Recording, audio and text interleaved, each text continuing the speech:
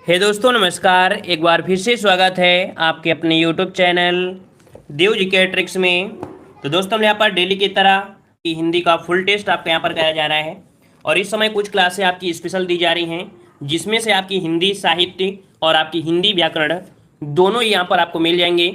लगभग 25 क्वेश्चन आपकी हिंदी साहित्य के भी हैं और यहाँ पर आपकी हिंदी ग्रामर भी हैं। ठीक है, तो चलते स्टार्ट करते हैं। गुड इवनिंग, नमस्कार सभी को, जय हिंद। उम्मीद है कि आप सभी लोग अच्छे होंगे और आप सभी की तैयारी भी अच्छे से चल रही होगी। चलिए तो देखते हैं, यहाँ पर क्वेश्चन दिया गया है कि रामचंद्र शुक्ल का हिंदी साहित्य का इतिहास मूलतः किस कृति की भूमिका के रूप में लिखा गया था। पहला प्रश्न आपसे पूछा है कि रामचंद्र शुक्ल का हिंदी साहित्य का इतिहास मूलतः किस कृति की भूमिका के रूप में लिखा गया था। चलिए 51 का जवाब देना है। इसका राइट आंसर सही क्या बनेगा, तो इसका राइट आंसर आपका बी हो जाएगा, हिंदी शब्द सागर। चलिए बहुत लोगों के जवाब यहाँ पर आ भी चुके हैं, ऑप्शन बनेगा बी, हिंदी शब्द सागर इसका राइट आंसर हो जाएगा। अगला क्वेश्चन आपसे पूछा है कि the modern vernacular literature of Hindustan के लेखक कौन है। ये क्वेश्चन भी हमने आपको हिंदी साहित्य में बता रखा है, पढ़ा रखा है ऑलरेडी। तो देखो यहाँ पर 2 का ऑप्शन क्या बन जाएगा, अर्थात 52 का ऑप्शन क्या बन जाएगा, ये है आपके जॉर्ज ए गियर्सन। ठीक है, इसका राइट आंसर आपका बनेगा कौन सा, ए नंबर आपका हो जाएगा। ठीक है, जॉर्ज ए गियर्सन है और इस रचना को सच्चे अर्थों में देखा जाए तो हिंदी साहित्य का पहला इतिहास ग्रंथ भी माना गया है। ये मतलब याद रखिएगा कि the modern vernacular literature of Hindustan को हिंदी साहित्य का पहला इतिहास ग्रंथ माना जाता है। पॉइंट आपको याद रखना है। ठीक है, और इन्होंने अपने इस ग्रंथ में 952 कितने 952 कवियों को शामिल किया है। तो इस प्रकार से ऑप्शन कौन हो जाएगा, ए नंबर। अगला क्वेश्चन यहाँ पर आप पूछा गया है कि निम्नलिखित में से किस लेखक ने कालों की रचना की विशेष प्रवृत्ति के अनुसार उनका नामकरण किया है। यहाँ पर जो आपका राइट आंसर बनेगा, यहाँ पर 53 नंबर में जो बनेगा वो आपका कौन सा हो जाएगा। देखो जरूरी नहीं कि हर एक क्वेश्चन आपको आ रहे हैं, आप लोग पढ़ रहे हैं, आप लोग सीढ़ी चढ़ रहे हैं और अगर सीढ़ी से फिसल भी जा रहे हैं इस समय तो कोई दिक्कत नहीं है, क्योंकि अगर जब तक फिसलेंगे नहीं तब तक आप ऊपर पहुंचेंगे नहीं। इस कारण कठिन क्वेश्चन को देखकर घबराइए नहीं, ये सोचिए कि हमको इस कठिन क्वेश्चन से निपटना है। ठीक है, तभी तो एग्जाम में आगे बढ़ सकते हैं, है ना। तो याद रखिए 53 का ऑप्शन क्या हो जाएगा, डी नंबर। ये है आपके आचार्य रामचंद्र शुक्ल। ठीक है ना, किस लेखक ने कालों की रचना की विशेष प्रवृत्ति के अनुसार नामकरण किया, तो आपके आचार्य रामचंद्र शुक्ल। नेक्स्ट क्वेश्चन आपसे दिया है कि भारतीय संस्कृत के मूल अपादानों का ऐतिहासिक विकास प्रस्तुत करने वाला प्रसिद्ध ग्रंथ संस्कृत के 4 अध्याय किसने लिखा है। चलिए बताइए संस्कृत के 4 अध्याय किसने लिखा है। यहाँ पर आपका जवाब भी आ चुका है, देख सकते हैं। ये प्रश्न आपको सरल लग रहा है क्योंकि आपने पढ़ा भी है और इसका राइट आंसर आपका भी हो जाएगा, रामधारी सिकदिनकर ने संस्कृत के 4 अध्याय लिखा है, बी नंबर आपका राइट हो जाएगा। नेक्स्ट क्वेश्चन दिया है पृथ्वीराज रासो में कितने सर्ग हैं। हमने आपको बताया भी है कि जो पृथ्वीराज रासो है कई सर्गों में विभाजित है ना।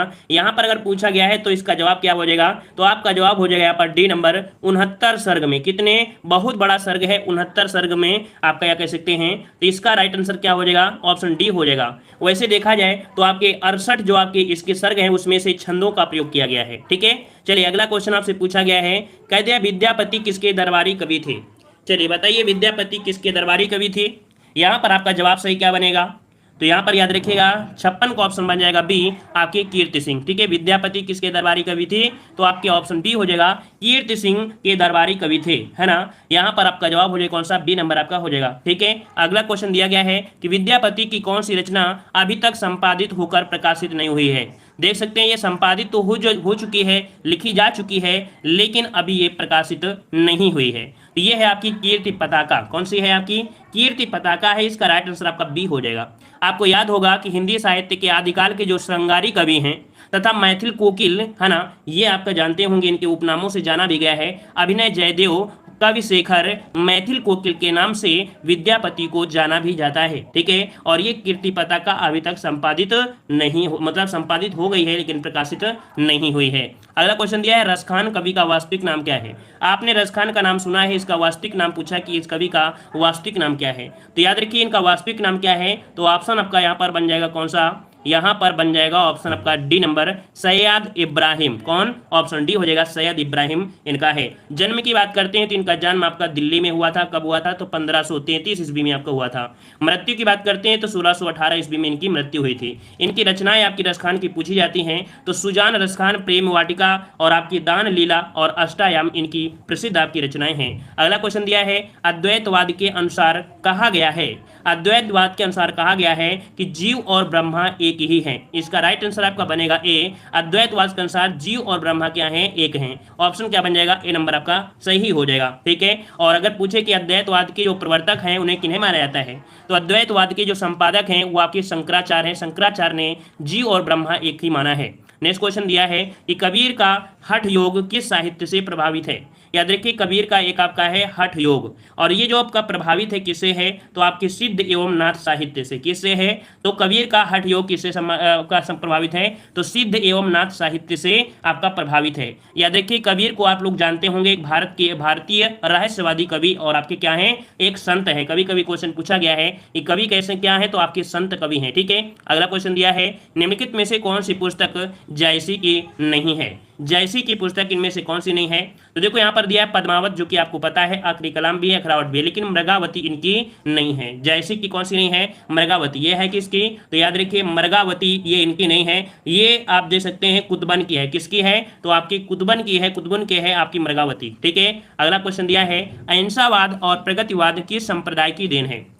ये बताइए ये कौन सा ऐसा संप्रदाय है जिसमें अहिंसावाद और आपका प्रपतिवाद मिलता है देखने को, तो ये है आपका कौन सा, ऑप्शन सी हो जाएगा, वैष्णव संप्रदाय। याद रखिएगा कि आपके प्रश्न में विकल्प जो दिया गया है आपका वैष्णव संप्रदाय की देन है, जिसमें से अहिंसावाद और आपका प्रपतिवाद आपको देखने को मिलता है ना। उनके स्वरूपों का आराध्य माना जाता है भगवान वैष्णव के। अगला क्वेश्चन दिया है कि किशनगढ़ के भक्त कवि महाराज सावंत सिंह साहित्य के क्षेत्र में किस नाम से जाने जाते हैं। याद रखिएगा, किशनगढ़ के एक भक्त कवि है महाराज सावंत सिंह, और ये हिंदी साहित्य में देखा जाए आपके नाम से जाना जाता है। कौन से नाम से, तो आपके नागरी दास से। ऑप्शन क्या बनेगा, सी नंबर आपका नागरी दास के नाम से जाने जाते हैं। ठीक है, और आते हैं अगले क्वेश्चन की ओर। अच्छा, एक पॉइंट आपने सुना होगा, ये शायद पहली बार आपने सुना है, लेकिन एक नाम सुना होगा कि आपकी गोस्वामी रणछोड़ दास है ना, गोस्वामी रणछोड़ दास जी के शिष्य थे कौन, या आपके नागरी दास। नेक्स्ट क्वेश्चन दिया है कि भूषण को कवि भूषण की उपाधि किसने प्रदान की थी। बहुत ही अच्छे क्वेश्चन आपके हैं, अब हिंदी साहित्य के ऐसे ही क्वेश्चन अब आपके यहाँ पर पूछे भी जाते हैं। तो भूषण को कवि भूषण की उपाधि किसने प्रदान की गई है। 64 का ऑप्शन आ रहा है यहाँ पर सी नंबर, सोलंकी राजा थे रुद्रशाह। कौन थे, सोलंकी राजा थे, रुद्रशाह थे इन्होंने। याद रखिए चित्रकूट के थे, कहाँ के थे, तो आपके चित्रकूट के राजा थे रुद्रशाह सोलंकी। ठीक है, और यहाँ पर इनका जो जन्म हुआ था कवि भूषण का, एक कानपुर के समीप पड़ता है आपका तिरवापुर, वहां पर इनका जन्म हुआ था। अगला क्वेश्चन दिया है, गंगा लहरी किसकी रचना है। सभी को पता होगा कि गंगा लहरी जो आपकी रचना है किसकी रचना है। चलिए जवाब आ गया है यहाँ पर आपका, देखो गंगा लहरी है ना, साहित्य लहरी नहीं पूछा है। अगर साहित्य लहरी होता तो हम सूरदास पर जाते, लेकिन यहाँ पर गंगा लहरी है, तो आपका जवाब हो जाएगा यहाँ पर बी नंबर, पद्माकर की है। किसकी है, पद्माकर की हो जाएगी। ऑप्शन आपका बनेगा बी नंबर। अगला क्वेश्चन दिया है कि किस रचना को छंदों का अजायब घर कहा जाता है। बेहतरीन क्वेश्चन है, लल्लन टॉप क्वेश्चन है आपका है, छंदों का अजायब घर कहा जाता है आपकी किस रचना को। यहाँ पर जवाब कुछ लोगों ने दे भी दिया है, जो लोग अच्छे लेवल की तैयारी कर रहे हैं उन लोगों ने जवाब दे दिया है यहाँ पर रामचंद्रिका। छंदों का अजायब घर कहा जाता है आपके रामचंद्रिका को कहा गया है। अच्छा, किसकी रचना है, तो आप सभी को पता है कि जो आपकी रामचंद्रिका है किसकी है, तो आपकी केशव दास की है। किसकी है, केशव दास की है। ठीक है, अगर आपको नहीं आता है क्वेश्चन तो बस आप कान लगाकर सुनते रहिए, आनंद 100% आपको आएगा और आपको कुछ ज्ञान की प्राप्ति जरूर होगी। लेकिन आपको नहीं आ रहा है और आप सोचे नहीं आ रहा है तो छोड़ो, इनको हम नहीं पढ़ेंगे, 1-2 नंबर नहीं आएंगे तो क्या मतलब है। और आपके एग्जाम में 1-2 नंबर ही बहुत बड़ी वैल्यू होती है। जब कोई एक पॉइंट नंबर से रह जाता है उसके दिल से पूछिए कि नहीं ये पॉइंट जो नंबर होता है वो आपका कितनी वैल्यू रखता है। ये वैल्यू तो पता तभी चलता है जब 1-2 पॉइंट से रह जाता है। चलिए, देव कवि किस जिले के थे, पूछा गया है। जो कविदेव हैं ये किस जिले के हैं, तो आपका जवाब हो जाएगा डी, इटावा जिले से हैं। कहाँ से हैं, इटावा जिले से हैं। इनका पूरा नाम आपसे पूछा जाता है कभी कभी कविदेव का, तो याद रखिए देवदत्त इनका पूरा नाम था। ठीक है, अगला क्वेश्चन आपसे दिया है कि बिहारी सतसई पर फिरंगे सतसई, बिहारी सतसई पर फिरंगे सतसई नाम से फारसी भाषा में एक टीका लिखी गई। उसके टीकाकरण जो आपका है कह सकते हैं कौन, तो यहाँ पर 68 का ऑप्शन बनेगा बी, आनंदी लाल शर्मा। कौन है आपके, तो आपके आनंदी लाल शर्मा है। इसका राइट आंसर आपका बनेगा 68 का बी, आनंदी लाल शर्मा आपके हो जाएंगे। ठीक है, इनके द्वारा लिखी गई है। अगला दिया है मतीराम द्वारा रचित ग्रंथ कौन सा है। मतीराम द्वारा रचित ग्रंथ आपसे पूछा गया है। हमने आपको पिछली क्लास में बताया था कि ललित लालाम इनकी प्रसिद्ध आपकी कह सकते हैं ग्रंथ है, तो इसका राइट आंसर आपका बनेगा सी, मतीराम द्वारा रचित ग्रंथ कौन सा है, ललित लालाम है। वैसे देखा जाए तो इनकी बहुत ऐसी रचनाएं जैसे आपकी फूल मंजरी है ना, लक्षण श्रृंगार, साहित्यसार, रसराज, सतसई अलंकार, 25, ये इसकी आपकी रचनाएं हैं। अगला क्वेश्चन दिया है कि निम्नलिखित साहित्यकारों में से सबसे कम आयु किसकी रही है। इनमें से बताइएगा कि सबसे कम आयु जो रही है वो आपकी किसकी रही है। तो यहाँ पर याद रखिएगा 70 नंबर में ऑप्शन जो बनेगा वो डी हो जाएगा, आपके भारतेंदु हरिश्चंद्र की रही है, जो कि यहाँ पर आपका जवाब हो जाएगा कितना, तो आपके 35 वर्ष। कितना, 35 वर्ष रही। आपको पता होगा कि भारतेंदु हरिश्चंद्र जो आपके थे, इनका जन्म हुआ था कब, 1850 में हुआ था, और आपकी 1885 में इनकी मृत्यु भी हो गई थी। तो बहुत ही सबसे कम आयु जो रही है वो आपकी भारतेंदु हरिश्चंद्र की रही है। ठीक है, फिर वहीं पर देखा जाए तो आपके 47 वर्ष रही है गजानन माधव मुक्तिबोध की, और जयशंकर प्रसाद रहे 48 साल के। ठीक है, और प्रेमचंद आपके 56 वर्ष के। अगला क्वेश्चन दिया गया है, कह रहा है ब्रजभाषा की आधुनिक कालीन प्रसिद्ध कवि कौन है। ब्रजभाषा के आधुनिक कालीन प्रसिद्ध कवि पूछा गया है।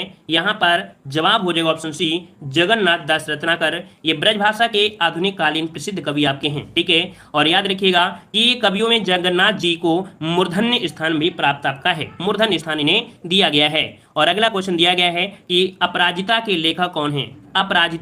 अपराजिता के लेखक पूछा गया है। यहाँ पर जवाब सही कौन सा हो जाएगा, याद रखिए 72 का ऑप्शन बी हो जाएगा, अंचल। अंचल की अगर हम बात करते हैं तो ये एक छायावादोत्तर काल के प्रमुख कवि आपके हैं, रामेश्वर शुक्ल इनका पूरा नाम है। ये अंचल तो इनका क्या है, एक उपनाम है, लेकिन अंचल का जो पूरा नाम है वो नाम है क्या, रामेश्वर शुक्ल, इनका उपनाम है अंचल। ठीक है, चलिए इन्होंने क्या किया है कि अंचल के काव्य में नारी के प्रेम और सौंदर्य की आपकी उदात्त कल्पना इन्होंने किया है। आते हैं अगले क्वेश्चन की ओर। क्वेश्चन दिया है, प्रमुख 3 प्रगतिवादी कवियों के नाम आपसे पूछा है। तो 3 प्रगतिवादी कवि इनमें से कौन है। इनमें से कवि हैं आपके कौन, तो आपके रामविलास शर्मा, नागार्जुन और आपके त्रिलोचन। ये कैसे हैं, तो आपकी प्रगतिवादी कवियों में नाम इनका है, ऑप्शन डी हो जाएगा। अगला क्वेश्चन दिया है, दुख सबको मांझता है, ये प्रसिद्ध जो पंक्ति है आपकी किसकी है।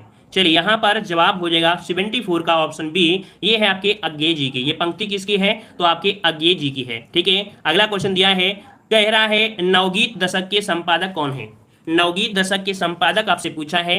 यहाँ पर आपका जवाब सही क्या बन सकता है, यहाँ पर आपका जवाब हो जाएगा 75 का ऑप्शन बी, आपके शंभुनाथ सिंह है। ठीक है, नवगीत दशक के संपादक कौन है, आपके शंभुनाथ सिंह हैं। आते हैं अगले क्वेश्चन को, जो कि अब आपके यहाँ पर ग्रामर पोर्शन आ चुका है। अभी तक आपने हिंदी साहित्य के यहाँ पर क्वेश्चन लगाया है, अब यहाँ पर देख सकते हैं कि आपके हिंदी ग्रामर के क्वेश्चन आ रहे हैं। हमने बताया है कि दोनों को ही ऐसे पढ़िए कि आपको लगे कि नहीं हम कुछ कर रहे हैं, कुछ यूट्यूब से ज्ञान ले रहे हैं। ठीक है, देखो क्वेश्चन दिया है, अर्धविभ्रत स्वर कौन सा है। ये पीसीएस एग्जाम में क्वेश्चन पूछा गया था सीसाइट पेपर में। अर्धविभ्रत स्वर जो आपका है ये आपका कौन सा है, 76 नंबर में ऑप्शन यहाँ पर आ रहा है बी नंबर। तो आपका जवाब हो जाएगा कौन सा, बी नंबर आपका हो जाएगा। जो आपका अय है, मतलब क्या होता है कि मुखद्वार के खुलने के आधार पर आपके स्वर 4 प्रकार के होते हैं। विभ्रत स्वर आपके, अर्धविभ्रत, संवरत स्वर, है ना, अर्धविभ्रत, विभ्रत, ये आपके देखने को मिलते हैं। तो याद रखिएगा यहाँ पर पूछा है अर्धविभ्रत, और अर्धविभ्रत में जो शामिल होते हैं वो आपके कौन से होते हैं, तो अर्धविभ्रत में शामिल होते हैं आपके कौन, एक होता है आपका छोटा आ होता है, फिर आपके यहाँ पर अय होता है, फिर इसके बाद आपका एक ये वाला अ होता है, और एक होता है आपका अ होता है। ठीक है, आते हैं अगले क्वेश्चन की ओर। क्वेश्चन दिया है, निम्न में से कौन सा व्यंजन संघर्षी है। कौन सा व्यंजन संघर्षी है, संघर्षी पूछा गया है। जवाब भी लगभग आ चुके हैं। क्वेश्चन दिया है, हिंदी में अल्प विराम का चिन्ह क्या होता है।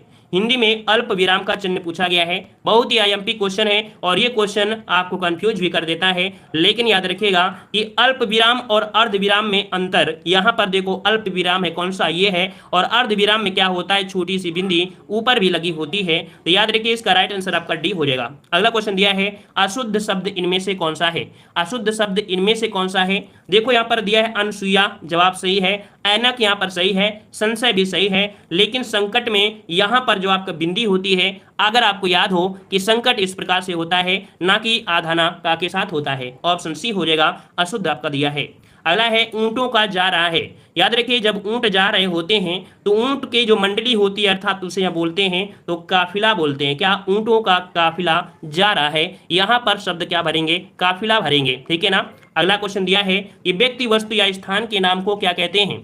व्यक्ति, वस्तु या स्थान के नाम को क्या कहते हैं, याद रखिएगा संज्ञा कहते हैं। क्या बोलते हैं, संज्ञा। इसका राइट आंसर आपका बनेगा कौन सा, ए नंबर आपका जवाब हो जाएगा। क्या बोलते हैं, संज्ञा ही तो बोलते हैं ना। चलिए आते हैं अगले क्वेश्चन की ओर। निम्न में से कौन सी भाववाचक संज्ञा है, भाव को दर्शाने वाली बताइए कौन सी संज्ञा है। दिल्ली, लड़का, मोहन और आपका बीमारी। चलिए समझ में तो आ ही चुका है कि यहाँ पर जो बीमारी है एक ऐसी है भाववाचक संज्ञा है, ठीक है ना। चलिए आते हैं अगले क्वेश्चन की ओर। क्वेश्चन दिया है कि कच्छा शब्द हिंदी व्याकरण के अनुसार संज्ञा के भेदों की किस श्रेणी में आता है। यहाँ पर पूछा है कच्छा। अब कच्छा को बताइए किस में आप रखेंगे, समूहवाचक में, व्यक्तिवाचक में, भाववाचक में या जातिवाचक में। चलिए सभी का जवाब आ रहा है ए नंबर, कह रहे हैं समूहवाचक संज्ञा में। तो बिल्कुल सही है, क्योंकि कक्षा में बहुत लोग होते हैं, कक्षा में बहुत लोग होते हैं, इसलिए इसे हम कहाँ रखेंगे, समूहवाचक में रखेंगे, ठीक है। यहाँ पर अगला क्वेश्चन दिया है कि कौन सा सर्वनाम का भेद नहीं है। सर्वनाम के भेद में आपको पढ़ाया है हमने कि सर्वनाम के 6 भेद होते हैं।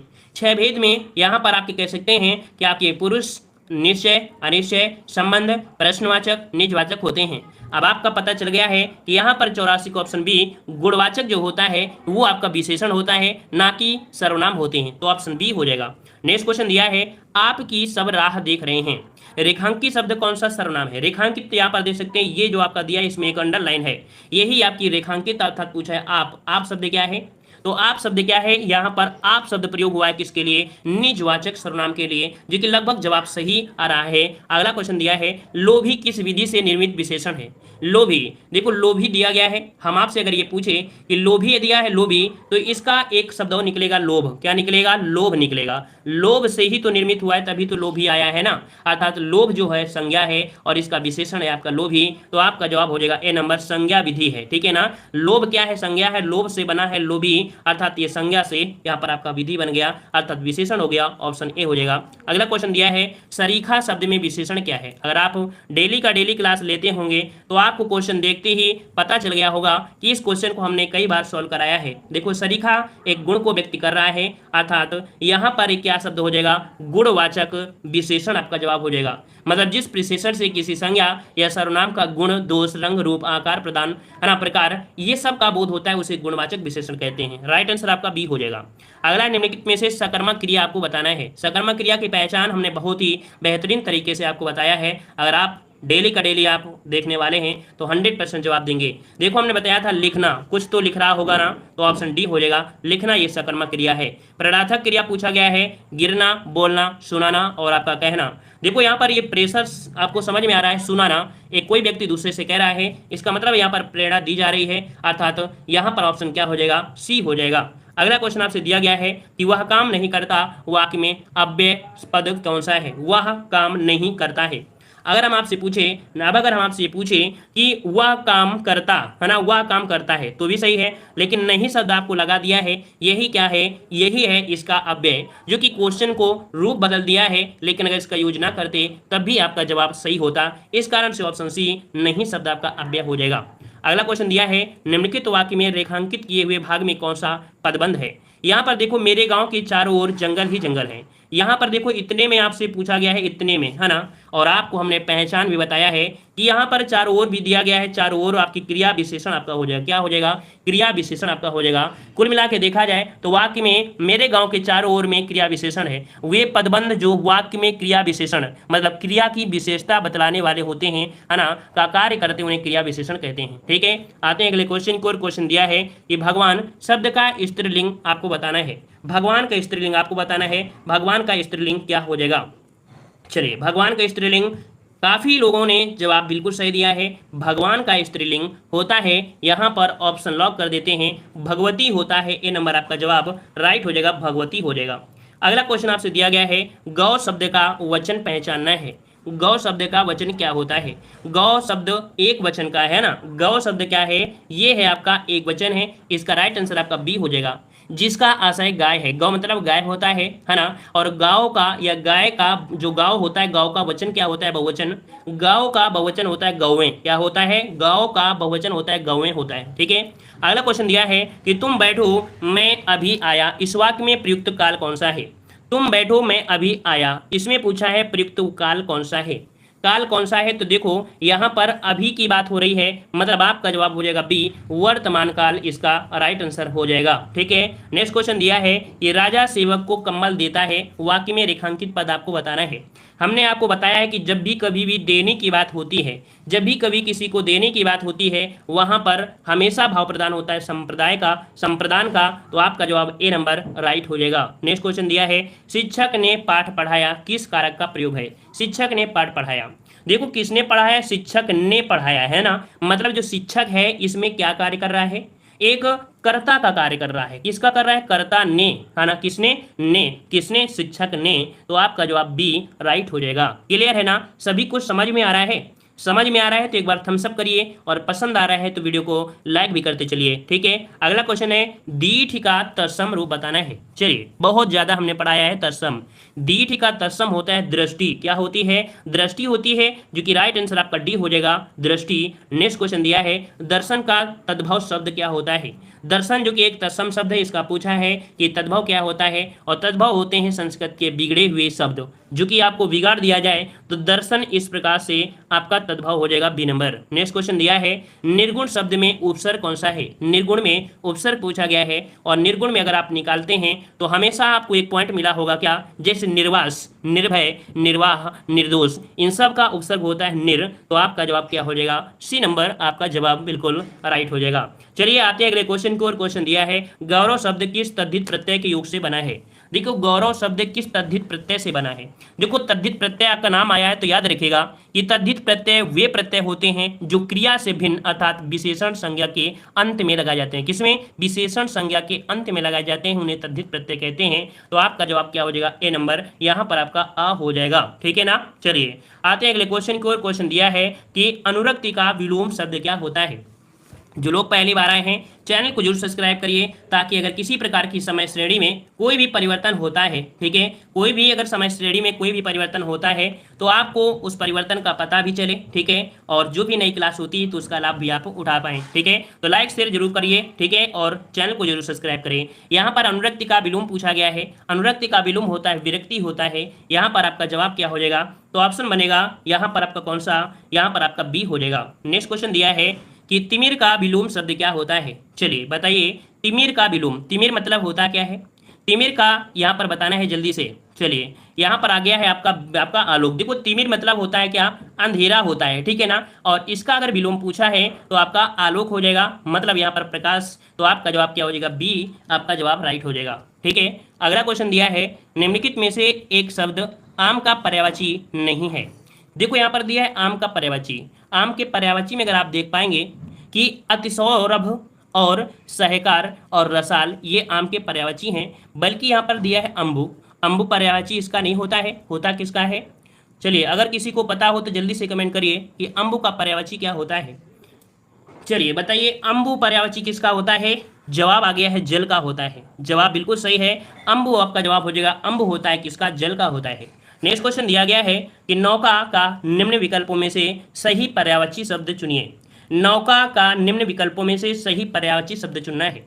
नौका का पर्यायवाची होता है तरणी। क्या होता है? तरणी होता है। इसका राइट आंसर आपका जवाब ए नंबर राइट हो जाएगा। तरणी इस प्रकार से सही किया जाएगा। क्लियर है इतना पॉइंट? चलिए याद रखिए, इसके और भी पर्यायवाची होते हैं, जैसे नाव, नैया, किश्ती, बेड़ा, डोंगी, तरी, ये सभी होते हैं, ठीक है। अगला क्वेश्चन दिया है कि कर का अर्थ टैक्स होता है, तो कर का एक अन्य अर्थ और क्या हो सकता है? देखो, एक कर है इसका अर्थ है टैक्स, और एक कर है इसका अर्थ क्या बनेगा? इसका अर्थ बनेगा सूंड। क्या बनेगा? सूंड। इसका राइट आंसर क्या हो जाएगा? यहाँ पर ऑप्शन डी हो जाएगा। कर के बहुत अर्थ होते हैं, जैसे हाथ हो गया, किरण हो गया, ओला हो गया, सूंड हो गया। इस प्रकार से ऑप्शन डी। नेक्स्ट क्वेश्चन, निम्न में से कौन सा शब्द अन्य शब्दों से अलग है? चारों ऑप्शन में देखिए, जब चारों ऑप्शन में आप देखेंगे तो यहाँ पर एक शब्द आपको बिल्कुल अलग दिखेगा। बिल्कुल अलग कौन सा दिख रहा है? देख लेते हैं कौन सा अलग है। वारी दिया है, वारी, फिर दिया है तोए, फिर दिया है सलिल। ये तो आपके एक जैसे आपके हैं, क्योंकि वात जो होता है किसका होता है? ये होता है हवा का पर्यायवाची। किसका होता है? हवा का पर्यायवाची होता है। जबकि शेष तीनों जो आपके दिए हैं, ये तीनों ही किसके हैं? आपके जल के पर्यायवाची हैं। तो अलग कौन सा हो गया? अलग हो गया आपका कौन सा? तो यहाँ पर आपका सी अलग हो गया, ठीक है। क्लियर हो गया? ये आपका होता है हवा का। नेक्स्ट क्वेश्चन दिया है, अनिल अनल शब्द युग्म का सही अर्थ। देखो, हमने बहुत प्रैक्टिस सेट में आपको बताया है कि अनिल मतलब क्या होता है? हवा होता है, और अनल मतलब होता है अग्नि, या कह सकते हैं आग होता है। तो यहाँ पर याद रखिए, इसका जवाब क्या बन जाएगा? बी नंबर आपका राइट हो जाएगा। क्लियर हो गया है? अगला क्वेश्चन दिया है, अली और अली का सही अर्थ देने वाला शब्द युग्म। बहुत बार अपने हमने पढ़ाया है। चलिए देख लेते हैं कि आप सभी का जवाब क्या सही हो सकता है, कितनी आप लोग तैयारी रखते हैं, कितनी आप लोगों की याददाश्त मजबूत है। देखो अली, अली मतलब होता है भौरा, क्या होता है भौरा, और अली मतलब होता है सखी। मतलब आपका जवाब बिल्कुल है सही है, आपने जो सोचा है, आपकी जो मेमोरी है वो बिल्कुल आपकी सही है, आपने जवाब बिल्कुल सही है, भौरा और सखी इसका जवाब राइट हो जाएगा। आते हैं अगले क्वेश्चन की ओर। जिसे जीता नहीं जा सके या जिसे नहीं जीता जा सके वाक्यांश के लिए एक शब्द बताइएगा। यहाँ पर आपका जवाब क्या हो जाएगा, बी बन जाएगा, अजय होता है ना। जिसे नहीं जीता जा सके उसे क्या कहते हैं, तो आपका अजय कहते हैं। अच्छा यहाँ पर आपका दिया है अज्ञेय, है ना, तो याद रखिए अज्ञेय मतलब होता क्या है, अज्ञेय मतलब होता है जो जाना ना जा सके, जो जाना ना जा सके उसे अज्ञेय कहते हैं। और वीर किसे कहते हैं, तो वीर तो आप लोग जानते हैं। अजात शत्रु के बारे में क्वेश्चन बनता है, जिसका कोई शत्रु पैदा ना हुआ हो उसे अजात शत्रु कहते हैं। इसका राइट आंसर आपका बी हो जाएगा। नेक्स्ट क्वेश्चन दिया है, जिसे बुलाया ना गया हो वाक्य के लिए प्रयुक्त होने वाला शब्द कौन सा है। जिसे बुलाया ना गया हो, और याद रखिए जिसे बुलाया ना गया हो उसे क्या कहते हैं, अतिथि बोलते हैं या अनाहूत बोलते हैं। चलिए जवाब इनमें से क्या हो जाएगा, यहाँ रखिए ऑप्शन आपका सी हो जाएगा, अनाहूत बोलते हैं। जिसे बुलाया ना गया हो उसके लिए बोलते हैं अनाहूत बोलते हैं। कुछ लोग जवाब यहाँ पर दे रहे हैं अतिथि, तो याद रखिए अतिथि मतलब होता है जिसके आने की कोई तिथि ज्ञात ना हो, जिसके आने की कोई तिथि ज्ञात ना हो उसे अतिथि कहते हैं। याद रखिए, अब आपको समझ में आ गया होगा। आते हैं अगले क्वेश्चन की ओर। क्वेश्चन दिया है, धातुष्मा में संधि कौन सी है।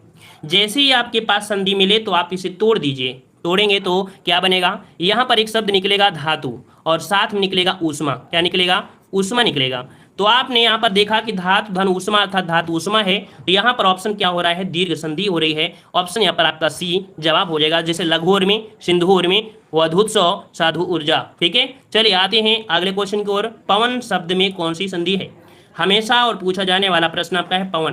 पवन में संधि क्या बनेगी, तो सबसे पहले पवन को आपको तोड़ना है। क्या बनेगा, यहाँ पर बनेगा पो धन वन बनेगा, ठीक है ना। और 3 अक्षर का जो भी संधि हो बिना मात्रा के वो हमेशा अयादी संधि होती है। बस ये रट लीजिएगा कि 3 अक्षर की कोई भी संधि अगर मिल जाए, है ना, कोई भी संधि मिल जाए वो हमेशा आपकी किस में जाएगी, आपकी अयादी संधि में। हाँ, मात्राएं ना लगी हो तभी बताना, क्यों, क्योंकि जब दीर्घ संधि होती है उसमें बड़ा की मात्रा मिलेगी, ए की मात्रा मिलेगी, ओ की मात्रा मिलेगी, ये सब मिलते हैं। लेकिन अयादी संधि में यहाँ पर आपको बिना मात्रा का ही मिलेगा। ठीक है, ये थोड़ी सी पहचान आपकी है। वैसे ऐसा नहीं है कि आपको नहीं होती। जैसे मान लो पावन, पावन में भी तो मात्रा लगी है, लगी है कि नहीं, ये भी तो अयादी है। हम ये नहीं कह रहे हैं कि बिना मात्रा की ही आपकी होती है, बल्कि एक छोटी सी पहचान आपको बता दिया कि पवन आपकी है या किसी प्रकार से हो जाए नाम तो आपको इसमें आएगा। ठीक है, अगला क्वेश्चन दिया है, इन युग्मों में से कौन सा सही नहीं है। कह रहे हैं नीलोत्पल में दिया है कर्मधारय समास, दशानन में दिया है बहुव्रीहि समास, राम लक्ष्मणों में दिया है अव्ययी भाव समास, और दिवारात्र में दिया है द्वंद्व समास।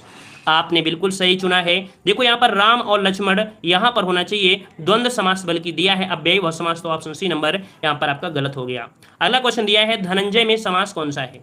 धनंजय में समास पूछा है, और धनंजय किसे कहा जाता है। धनंजय किसे कहा जाता है, तो यहाँ पर कह सकते हैं कि आपके अर्जुन का विशेषण भी है ना, ये अर्जुन का विशेषण भी है, अर्थात ये विशेष अर्थ है। तो आपका जवाब क्या हो जाएगा, यहाँ पर बन जाएगा सी नंबर बहुव्रीहि समास, आपका जवाब राइट हो जाएगा। ठीक है, अगला क्वेश्चन दिया है, निम्न में से कौन सा वाक्य सरल वाक्य नहीं है। पहचान करिए कि सरल वाक्य कौन सा नहीं है।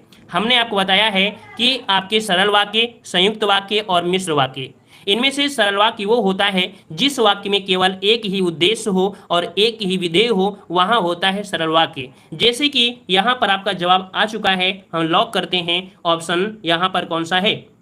चलिए, यहाँ पर दिया सरल वाक्य नहीं है, माफ करिए, यहाँ पर देखो नहीं शब्द दिया है, क्योंकि लड़का दौड़ता है ये भी है, बंदर पेड़ पर चढ़ रहे थे ये भी है, मैंने लड़के को बुलाया, इन तीनों में क्या है, सरल वाक्य है। देखो यहाँ पर नहीं शब्द का ध्यान ना देने की वजह से यहाँ पर प्रश्न गलत होने जा रहा था। अब नहीं शब्द दिया है तो इसका मतलब है कि 2 ऑप्शन आपके दिख रहे थे जो सरल थे, इसका मतलब है कि नहीं शब्द आपको पूछा गया है। तो ऑप्शन डी, इस मेले का उद्देश्य है कि व्यापार में वृद्धि हो, है ना, अर्थात डी नंबर यहाँ पर जवाब हो जाएगा। क्लियर हो गया ना, क्लियर हो गया। चलिए, ये मिश्र वाक्य है, क्योंकि हमने बताया था कि किस शब्द मिलता है किसमें, मिश्र वाक्य पर हो जाएगा। आते हैं अगले क्वेश्चन की ओर। क्वेश्चन दिया गया है यहाँ पर, उन्होंने कहाँ जाना है, वाक्य में किस प्रकार की अशुद्धि है। उन्होंने कहाँ जाना है, क्या आप किसी से ऐसे बोलते हैं, क्या आप किसी से ऐसे बोलते हैं, और अगर बोलते हैं तो शुद्ध रूप भी जानते होंगे, उन्हें कहाँ जाना है। यही तो होता है ना, उन्हें कहाँ जाना है, मतलब कि देखा जाए यहाँ पर आपकी अशुद्धि है, सर्वनाम की अशुद्धि है, उसे होना चाहिए, उसे कहाँ जाना है। ठीक है, क्लियर हुआ। अगला क्वेश्चन दिया है, इन वाक्यांशों में से एक अशुद्ध वाक्य है, उसका चयन कीजिए। उसमें बचपन है, उसमें बचपना है, वह बचपन से नटखट है, तुम बचपन से सीधे हो। आपका जवाब मिल चुका है। ना सोचने और समझने की कोई यहाँ पर बात ही नहीं होती है। उसमें बचपन है, क्या आप किसी से ऐसे बोलेंगे? नहीं, आप बोलेंगे उसमें अभी बचपना है, वो अभी बच्चों जैसी हरकतें करता है ना। ऑप्शन ए हो जाएगा। अगला क्वेश्चन दिया गया है, संचारी भावों की कुल संख्या कितनी होती है? चलिए बताइए जल्दी से, संचारी भावों की कुल संख्या कितनी होती है? हमने आपको कई बार बताया है, जब हमने आपको बताया भी था, यहाँ पर 118 नंबर में जवाब आ गया है सी नंबर। यहाँ पर 33 होते हैं, है ना, 33 होते हैं। हमने आपको बताया है कि 34वां नामक जो आपका कह सकते हैं, 34वां भी आपका यहाँ पर है, लेकिन कवि देव के अनुसार 34वां नंबर का जो आपका संचारी भाव है वो छल नामक 34वां आपका है। ठीक है, अगर क्वेश्चन पूछे एग्जाम में कि 34वां संचारी भाव कौन सा है, तो यहाँ पर छल नामक जो भाव है ये 34वां है। अगला क्वेश्चन दिया है, रौद्र का स्थायी भाव क्या होता है? क्रोध, भय, उत्साह या विस्मय? लॉक करिए जवाब ऑप्शन। यहां पर देखो, रौद्र मतलब क्या होता है, जब आपको गुस्सा आती है अर्थात आपको क्रोध आता है, तो क्रोध को ही हम लोग क्या हो गए, यहां पर आपका हो गया रौद्र। तो आपका जवाब क्या हो जाएगा, ए नंबर। रौद्र का स्थायी भाव क्रोध होता है। और आपको पता है कि भय किसका होता है, भयानक रस का होता है। वीर रस का क्या होता है, तो उत्साह होता है। और अद्भुत रस का होता है विस्मय होता है। तो इस प्रकार से ये क्लियर हुआ। आगे बढ़ते हैं, निम्नलिखित में से मातृक छंद कौन सा नहीं है? मातृक छंद नहीं है, अर्थात यहां पर आपको 4 विकल्पों में से एक ऐसा दिख रहा है जिनमें से वर्णों की गिनती की गई है। यहां पर देखिए, मंद क्रांता, जो कि हमने पिछले लेक्चर में आपको बताया था, मंद क्रांता ये मातृक छंद नहीं है, ये है वर्णिक छंद, क्योंकि ये बनता है आपके 17 वर्णों से मिलकर बनने वाला वर्णिक छंद है। जबकि हमने आपको हरगीतका में बताया है कि 28 मात्राएं होती हैं हरगीतका में, रोला में होती हैं 24 मात्राएं, और दोहा तो आप लोग जानते हैं कि आपकी 24 मात्राएं होती हैं। कैसे? 13 और 11 का पेयर बनता है तो आपकी मात्रिक बनते हैं। तो इस प्रकार से ऑप्शन ए हो जाएगा। अगला है, कुंडलियां छंद में कितने चरण होते हैं? कुंडलियां छंद में कितने चरण होते हैं, यहां पर बताइए कुंडलियां। और कुंडलियां का जैसे ही आपको नाम याद आए तो याद रखिएगा, कुंडलियां में होते हैं 6। कितने होते हैं? 6 होते हैं, 6 चरण होते हैं। और ये कैसा है, एक विषम मात्रिक संयुक्त छंद है। ठीक है ना। और इसका पहला और अंतिम जो आपके चरण के शब्द होते हैं वो एक जैसे ही होते हैं। अगला क्वेश्चन आपसे दिया है, निम्नलिखित में से कौन सा शब्दालंकार है? शब्दालंकार पूछा है। देखो, शब्दालंकार से भी क्वेश्चन इस समय बन रहे हैं। यहाँ पर जो आपका जवाब है कौन सा, 22 का ऑप्शन डी, यमक अलंकार। ये शब्द अलंकार नहीं है, बल्कि ये है अर्थ अलंकार है। ठीक है, तो इसका जवाब कौन सा हो जाएगा, यहाँ पर आपका जवाब हो जाएगा डी नंबर। 22 का ऑप्शन क्या बनेगा, डी नंबर आपका राइट हो जाएगा। क्लियर है। चलिए आते हैं अगले क्वेश्चन की ओर। क्वेश्चन दिया है, आती है शून्य क्षितिज से क्यों लौट प्रतिध्वनि मेरी, टकराती बिल खाती सी पागल सी देती फेरी। इसमें पूछा है अलंकार। बहुत ईजी है, समझने का प्रयास करिए। यहाँ पर सी दिया है, यहाँ पर सी दिया है, अर्थात आपका जवाब सी हो जाएगा। यहाँ पर उपमा अलंकार। हमने आपको बताया है कि उपमा अलंकार की पहचान बहुत ही आसान होती है। इसमें सम सा सरिस ऐसे शब्द आपको जरूर मिलते हैं। नेक्स्ट क्वेश्चन दिया है, कूप मंडूक होना का अर्थ क्या हो जाएगा?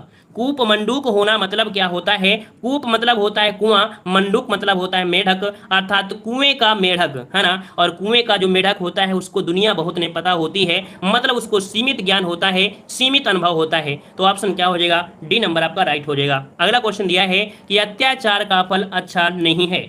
अत्याचार का फल अच्छा नहीं है, यह वाक्य किस लोकोक्ति को अर्थ प्रकट करता है? देखो, यहाँ पर अत्याचार दिया है, इसका मतलब है कि यहाँ पर देखिए, तलवार का खेत हरा नहीं होता है, तलवार का खेत हरा नहीं होती है। लोकोक्ति देखा जाए तो यहाँ पर ऑप्शन क्या हो जाएगा, बी नंबर आपका हो जाएगा। अगला क्वेश्चन दिया है, अमीर खुसरो का वास्तविक नाम क्या था? सभी से उम्मीद है कि इस प्रश्न का जवाब आप लोग गलत नहीं करेंगे और इस प्रश्न का जवाब सभी लोग सही देंगे।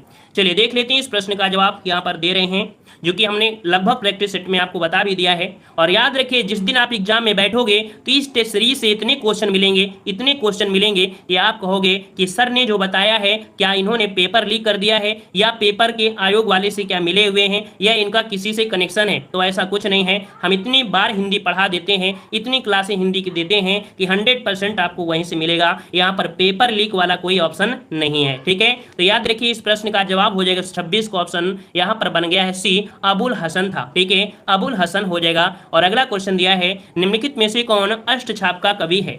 अष्टछाप के कवि में हमने आपको बताया है कि अष्टछाप के कवियों में सूरदास, कुंभनदास, कृष्णदास, परमानंद दास, गोविंद स्वामी, नंददास, छीत स्वामी और चतुर्भुज शामिल थे। मतलब आपको पता चल गया कि यहाँ पर अष्टछाप में कौन है, तो आपकी सूरदास आपके शामिल हैं। आते हैं अगले क्वेश्चन की ओर। क्वेश्चन दिया है अंचल किस साहित्यकार का उपनाम है। आज ही हमने यहाँ पर बताया है अंचल, अंचल को आज ही हमने बताया है कि अंचल जो नाम था किसका नाम था। यहाँ पर जल्दी से जवाब दीजिएगा। तो याद रखिए ऑप्शन डी हो जाएगा, रामेश्वर शुक्ल का उपनाम है अंचल। जबकि आपको पता है हरिवंश राय बच्चन, इनका बच्चन आपका है। बालकृष्ण शर्मा जो आपकी इनको नवीन उनका उपनाम है। और बद्रीनाथ भट्ट का नाम है, क्या उपनाम है, तो सुदर्शन इसका उपनाम है, ठीक है। आते हैं अगले क्वेश्चन की ओर। उर्वशी किसकी रचना है। उर्वशी किसकी रचना है। रामरच बेनीपुरी, रामधारी सिंह दिनकर, सिया राम शरण या अज्ञे। जवाब आ रहा है ऑप्शन बी, रामधारी सिंह दिनकर, बिल्कुल जवाब सही है ना। अगला क्वेश्चन दिया है कि किस वर्ष से लेखक और उनकी कृति के लिए साहित्य अकादमी पुरस्कार सम्मानित करना आरंभ हुआ। तो देखो साहित्य अकादमी पुरस्कार की जो शुरुआत हुई थी ये हुई थी 1955 में। और हमने आपको बताया है कि सर्वप्रथम ये पुरस्कार दिया गया था माखनलाल चतुर्वेदी को। उनकी एक काव्य थी कौन, हिम तरंगड़ी के लिए दिया गया था। ऑप्शन ए हो जाएगा। अगला क्वेश्चन दिया है कि निम्नलिखित में से किसको साहित्य अकादमी पुरस्कार मिला है। साहित्य अकादमी पुरस्कार मिला है किसे, तो आपके नामवर सिंह को दिया गया था। यहाँ पर कब, तो आपके 1971 में कविता के 4 प्रतिमान, है ना, कविता के 4 प्रतिमान के लिए इन्हें साहित्य अकादमी पुरस्कार प्रदान किया गया था, ठीक है। और आते हैं अगले क्वेश्चन को। पंच परमेश्वर के लेखक कौन है। पंच परमेश्वर के लेखक इनमें से कौन हो जाएंगे। चलिए यहां पर जवाब आ गया है पंच परमेश्वर का। यहां पर 32 का जवाब हो जाएगा सी, मुंशी प्रेमचंद आपका जवाब हो जाएगा। जो कि याद रखिए पंच परमेश्वर एक कहानी है जो कि 1916 ईस्वी में आपकी आई थी। वैसे देखा जाए तो मुंशी प्रेमचंद की बहुत ऐसी कहानियां हैं, नमक का दरोगा, बूढ़ी काकी, कफन, इनके बहुत ऐसी कहानियां हैं जो कि बहुत ही अच्छी कहानियां हैं। ठीकरे की मंगनी उपन्यास किसने लिखा है। ठीकरे की मंगनी उपन्यास किसने लिखा है। यहाँ पर आपका जवाब क्या हो जाएगा। ठीकरे की मंगनी है आपके नासिरा शर्मा का है। किसका है, नासिरा शर्मा का है। ऑप्शन क्या हो जाएगा, डी नंबर आपका हो जाएगा। अगला क्वेश्चन दिया है प्रेमचंद द्वारा लिखित निम्नलिखित में से कौन सी पुस्तक नहीं है। चलिए देखो कर्मभूमि आपने पढ़ा है, गोदान पढ़ा है, रंगभूमि पढ़ा है, लेकिन आपने यहाँ पर चित्रलेखा नहीं पढ़ा है ना। चित्रलेखा इसका जवाब नहीं होगा। ये है किसका, तो चित्रलेखा है भगवती चरण वर्मा का है। किसका है चित्रलेखा, भगवती चरण वर्मा का है। याद रखिएगा और नोट रखिएगा, ठीक है। और जो लोग पहली बार आए हैं चैनल को जरूर सब्सक्राइब करिएगा। और कोई भी प्रकार का समय सारणी में कोई परिवर्तन होता है ना, तो आपको सूचित कर दिया जाता है टेलीग्राम पे। टेलीग्राम से नहीं जुड़े हैं तो टेलीग्राम से भी जुड़ सकते हैं, देव जी के ट्रिक सर्च करिए, वहां से आप जुड़ सकते हैं, ठीक है ना। तो चैनल को जरूर सब्सक्राइब करें और लाइक भी करें, ठीक है, तभी समय सारणी का पता आपको चलता रहेगा। अगला दिया है चंद्रगुप्त नाटक की रचयिता कौन है। चंद्रगुप्त नाटक आपने देखा भी होगा, है ना, नहीं देखा है तो आपने सुना होगा और प्रयास करिए कि देखिए। तो चंद्रगुप्त नाटक के जो आपके रचयिता है वो आपके कौन है, तो आपकी जय संकप साध। इसका राइट आंसर आपका बी सही हो जाएगा। वैसे देखा जाए तो आजाद शत्रु, है ना, कामना, एक घूंट, ये इनके बहुत ही ऐसे नाटक हैं। अगला दिया है कि साधारणीकरण और व्यक्ति वैचित्रवाद निबंध के लेखक कौन है। हमने पिछली क्लासों में इसे बताया भी था। ये है आपके आचार्य शुक्ल। ऑप्शन ए आपका राइट हो जाएगा। नेक्स्ट क्वेश्चन है भारत की खोज कृति किसकी है। भारत की खोज जो कृति है ये किसकी है। यहाँ पर 137 नंबर का जवाब बनेगा बी, जवाहरलाल नेहरू की है। किसकी है, जवाहरलाल नेहरू। ऑप्शन बी हो जाएगा। कुछ क्वेश्चन हमारी पिछली क्लास के रिपीट हो रहे होंगे, इसलिए रिपीट हो रहे हैं ताकि आपको हर चीज रटती चली जाए, समझ में आता रहे। क्वेश्चन दिया है कि हिंदी की प्रमुख पत्रिका दिया गया है धर्मयुग के संपादक इनमें से कौन है। धर्मयुग पत्रिका के संपादक आप लोग जान गए होंगे और आपका जवाब बी यहाँ पर सी आ रहा है, धर्मवीर भारती। धर्मयुग के संपादक हैं धर्मवीर भारती। और अगला क्वेश्चन है कुमार संभव के रचयिता कौन है। बहुत इजी क्वेश्चन है और बहुत ही अच्छे क्वेश्चन आपके दिख रहे होंगे। कुमार संभव जो कि यहाँ पर रचयिता है आपके कालिदास हैं। ऑप्शन बी आपके हो जाएंगे, ठीक है। अगला क्वेश्चन आपसे दिया गया है कि भाषा योग वशिष्ठ के रचनाकार कौन है। भाषा योग वशिष्ठ के रचनाकार इनमें से कौन बनेंगे, तो इनमें से आपके कौन, राम प्रसाद निरंजनी। कौन है, भाषा योग वशिष्ठ के रचनाकार हैं राम प्रसाद निरंजनी हैं, याद रखिएगा। और यहाँ पर अगला क्वेश्चन दिया गया है कह रहा नाटक और नाटककार का एक युग्म अशुद्ध है। देख लेते हैं कौन सा ऑप्शन यहाँ पर अशुद्ध है। देखिए यहाँ पर जो नाटक दिया गया है कौन सा, यहाँ पर है करबला के हैं आपके प्रेमचंद। करबला के हैं आपके प्रेमचंद। नदी प्यासी थी धर्मवीर भारती के हैं। रतिका कंगन सुरेंद्र वर्मा का है, लेकिन अंजू दीदी के आपके जो हैं वो आपके कौन हैं? तो अंजू दीदी के हैं आपके उपेंद्र नाथ अश्क। इसके कौन हैं? उपेंद्र नाथ अश्क हैं, उपेंद्र नाथ अश्क होंगे। इस प्रकार से ऑप्शन डी गलत है। अगला क्वेश्चन दिया है कि डॉक्टर गोपाल राय के अनुसार हिंदी में नॉवेल के अर्थ में उपन्यास पद का प्रथम प्रयोग किसने किया? देखो यहाँ पर दिया है नॉवेल, है नॉवेल के अर्थ में उन्होंने उपन्यास नाम दिया, और इसका प्रथम प्रयोग जो किया है ये किया है आपके भारतेंदु हरिश्चंद्र। किसने किया था? भारतेंदु हरिश्चंद्र। ऑप्शन आपका बनेगा डी नंबर। अगला क्वेश्चन दिया है परिंदे कहानी किसने लिखी है? सभी को पता होगी, और हमने आपको बताया है कि गलतियां होती हैं, होने दीजिए, क्योंकि आज आप सीख रहे हैं, है ना, आज आप सीख रहे हैं, आप एग्जाम में नहीं बैठ रहे हैं। जिस दिन एग्जाम में बैठेंगे तब यही सफलता, यही मेहनत और यही आपकी लक्ष्य, आपको लगेगा कि हमने कुछ सीखा है। ठीक है, तो गलत होना है तो होता रहने दीजिए, लेकिन एग्जाम में गलत नहीं होने देना है। परिंदे कहानी का जवाब आ गया है, कह रहे हैं ऑप्शन बनेगा ए नंबर, निर्मल वर्मा की है। बेहतरीन जवाब है, निर्मल वर्मा की आपका जवाब हो जाएगा, निर्मल वर्मा। इनकी और भी कहानियां जैसे आपकी जलती झाड़ी, ठीक है, और यहाँ पर पिछली गर्मियां, ये इनकी कहानियां हैं। अगला क्वेश्चन दिया है मजदूरी और प्रेम शीर्षक निबंध के लेखक की एक रचना है। मजदूरी और प्रेम शीर्षक निबंध के लेखक कौन है? यहाँ पर है कौन? आपके आचरण की सभ्यता। आचरण की सभ्यता ये निबंध के लेखक की एक रचना है। ऑप्शन बनेगा बी नंबर। अगला है अर्ध कथानक है। अर्ध कथानक किसका है? तो अर्ध कथानक जो है एक प्रकार की है क्या? ये है आपकी आत्मकथा है। क्या है? ये है आपकी आत्मकथा। 145 का ऑप्शन बनेगा बी नंबर। और ये है आपकी किसके द्वारा रचित है? तो आपके बनारसी दास जैन द्वारा लिखित हिंदी की पहली आत्मकथा है। याद रखिए, क्वेश्चन बहुत ही अच्छा है, प्यारा है, कि हिंदी की पहली आत्मकथा कौन है? तो याद रखिएगा कि बनारसी दास जैन के द्वारा लिखी अर्ध कथानक ये हिंदी की पहली आत्मकथा आपकी है। ठीक है, कुछ लोग कहते हैं कि भारतेंदु हरिश्चंद्र की आत्मकथा कुछ आप बीती कुछ जग बीती, ये है। यहाँ पर ऑप्शन क्या हो जाएगा? बी हो जाएगा। तो इस प्रकार से आज यहाँ पर 5 क्वेश्चन जो आपके हैं वो है आपके गद्यांश के हैं, और गद्यांश जो कि 5 नंबर हम आपको आज दे रहे हैं, आप अपने यहाँ पर अकाउंट में ऐड करिएगा। और एक आपकी जो क्वेश्चन है आपके 100 क्वेश्चन है ना, मतलब 95 क्वेश्चन में आपका स्कोर कितना रहा है